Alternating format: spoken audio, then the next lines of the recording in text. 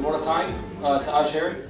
I believe the setting is clear to all of us. We're talking about partnerships, synergy, specifically about this interesting set of relationships between the NGO community and government, and how does that work. The mechanics will not be dealt with today. What will be dealt with today are the constructs, the way that we can begin to think about this as we prepare for 2017. We could be dealing with a number of different paradigms that could be presented, because let's assume that we accept what the government of Israel is saying in 2017 is going to be, euphemistically, an interesting year. So again, how do we begin to think about that, especially those organizations among us who find it difficult sometimes to broach the topics that are more controversial.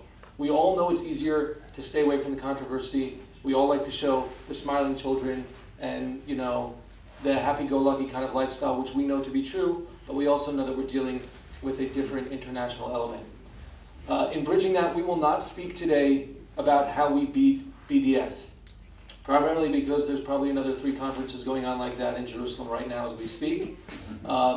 Secondarily, because we think that there are some unique pieces of information and perspectives that can be presented specifically with regards to Judea and Samaria.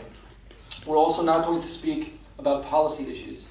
This is not about alternatives to the 2-state solution, whether or not you believe that it's dead. Instead, we're going to think about proactive strategies, the sort of things that we're hearing from our government officials are necessary at this point.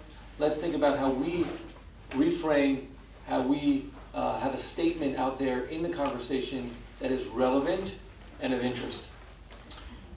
Oded Revivi, the mayor of Efrat, is going to share the first perspective, the first what we're calling conceptual, what do we call it?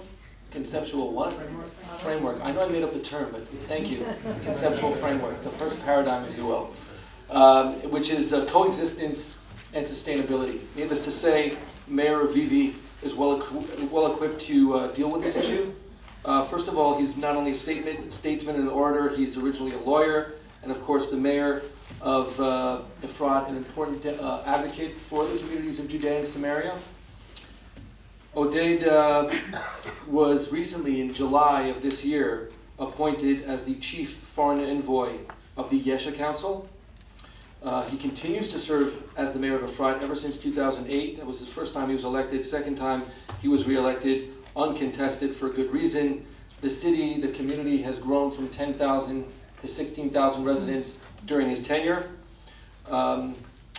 He's not only working on a local level, but also nationally. He works with newly elected mayors as a mentor through the Ministry of the Interior in cooperation with the Center for Local Government and the Hebrew University School for Public Policy. And Oded, you will forgive me for running through your bio because we need to leave you time to speak as well. So just real briefly, in addition to his role as the mayor and chief foreign envoy of the YESHA Council, he is the chairman of the board of directors of the Local Government Services Insurance Agency of the Center for Local Government, and as a board member, he serves as a board member for the National Lottery.